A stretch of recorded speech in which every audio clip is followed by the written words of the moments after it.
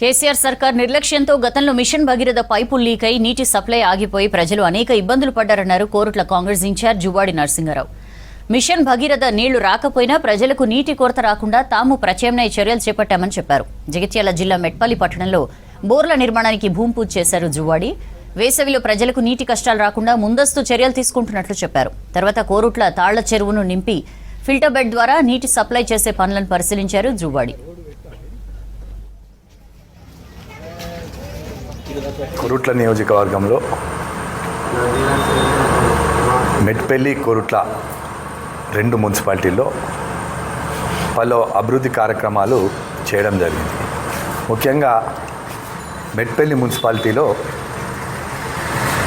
రాబోయే వేసవి కాలంలో ఉష్ణోగ్రతలు దాదాపు 50 డిగ్రీల వరకు పెరుగుతుంది అని వాతావరణ శాఖ చెప్తా ఉంది. కాబట్టి ముందు జాగ్రత్తగా ఈరోజు కొన్ని వార్డులలో నీటి సమస్య రాకుండా కొన్ని బోర్లు కూడా వేసేందుకు కొబ్బరికాయలు కొట్టడం జరిగింది.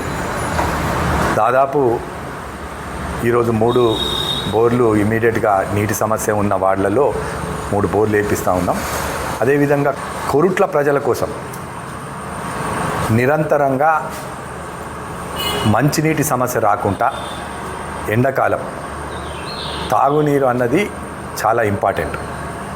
ఇంతకుముందు మా సోదరులు అనిల్ గారు చెప్తా ఉండ్రి, 2004లో కరువు వచ్చినప్పుడు ఉమ్మడి ఆంధ్రప్రదేశ్లో 2 చెరువులు నిండా నీళ్లున్న చెరువులు, ఒకటి నెల్లూరు జిల్లాలో ఉండే, ఇంకొకటి ఉమ్మడి కరీంనగర్, ఆనాడు ఉమ్మడి కరీంనగర్ జిల్లా కోరుట్లలో తాళ్ళ చెరువు. ఇప్పుడు మనం చూసినాం, ఆ తాళ్ళ చెరువులో ఎప్పుడు కూడా నీళ్లు ఉండేది.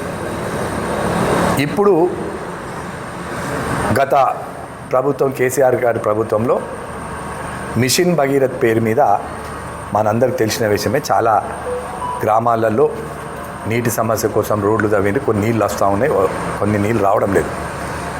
ఇక్కడికి డబ్బా గ్రామం నుంచి వెళ్ళి మెయిన్ ఏదైతే నీటి ఫిల్టర్ బెడ్ అక్కడ తయారు చేసిండ్రో మొత్తం ఈ ఉమ్మడి మన జగిత్యాల జిల్లాకు డబ్బా గ్రామంకి వెళ్ళే ఇటు జగిత్యాల కానివ్వండి, కోరుట్ల కానివ్వండి, ధర్మపురి వరకు అక్కడి నుంచి వెళ్ళి వాటర్ సప్లై జరుగుతూ ఉంది. ఈరోజు దాదాపు కోరుట్లలో మేమందరం ఎండలు తిరుగుతూ ఉన్నాం. 39 డిగ్రీలకు పై ఉన్నది ఇక్కడ.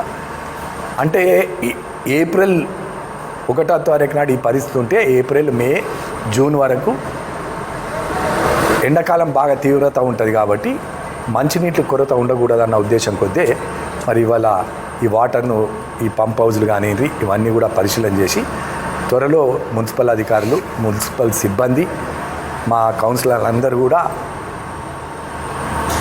ఒకటే ఒక లక్ష్యం, మన జిల్లాలో కోరుట్ల పట్టణంలో నీటి సమస్య రాకుండా ఉండేందుకు వీళ్ళందరూ కూడా ముందుండి మరి ఈ కార్యక్రమాన్ని అతి త్వరలో మళ్ళీ నీళ్ళు వచ్చే విధంగా, ఈ చెర్లకు నీళ్ళు వచ్చే విధంగా, అదేవిధంగా పంప్